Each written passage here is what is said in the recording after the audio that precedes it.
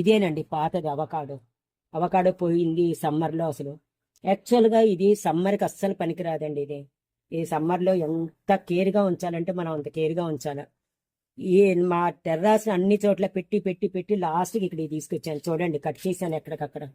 పోయిందండి ఎండకి మొత్తం మాడిపోతేనే కట్ చేసుకుంటే మళ్ళీ నాకు పక్క కమ్మలు వస్తుంది. మీరు కనుక కొనుక్కుంటే అవకాడో ఎండ పడని చోట మాత్రమే పెట్టుకుంటానికి కుదిరితేనే కొనుక్కోండి. ఇది ఇది రెడ్ బేర్ యాపిల్ అండి, అందరికీ తెలిసినవే.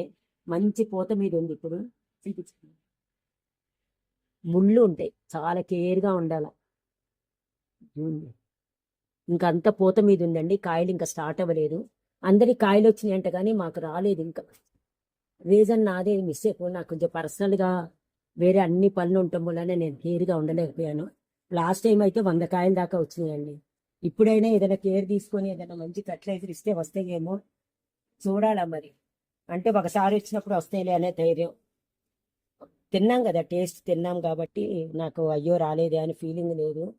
లాస్ట్ టైం బాగా తిన్నాము, ఒక 30-40 కాయల దాకా వచ్చాయి. చాలా తియ్యగా ఉంటాయండి, కాబట్టి ముళ్ళు ఉంటాయి. కొనేటప్పుడు కనుక కొంచెం జాగ్రత్తగా దూరంగా పెట్టుకుంటాను, వీలు ఉండేటట్టు కొనుక్కోండి. నేను కూడా అందుకే కార్నర్లో పెట్టేశాను.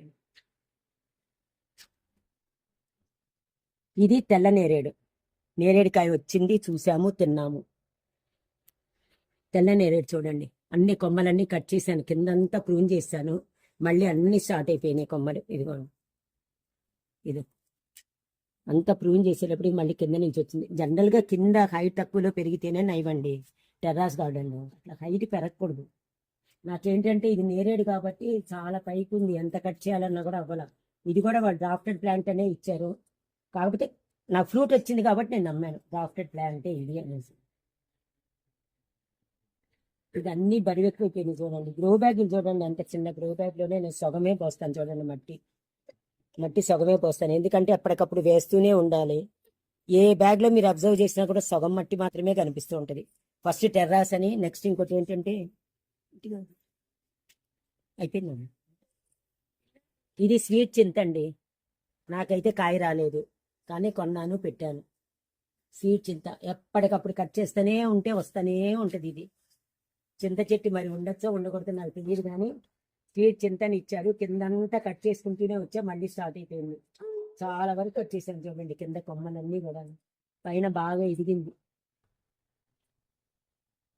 కాయలు ఎలా ఉంటాయో తెలియదు కానీ నేను మటుకు ఏదైనా హోటల్స్కి వెళ్తే చింతకాయలు అని చెప్పేసి ఇస్తారు, స్వీట్ చింత. ఆ మమకారంతో కొనుక్కున్నానండి స్వీట్ చింత కావాలని. ఎట్లా ఉంటాయో వస్తాయో రావో అని తెలియదు నాకు,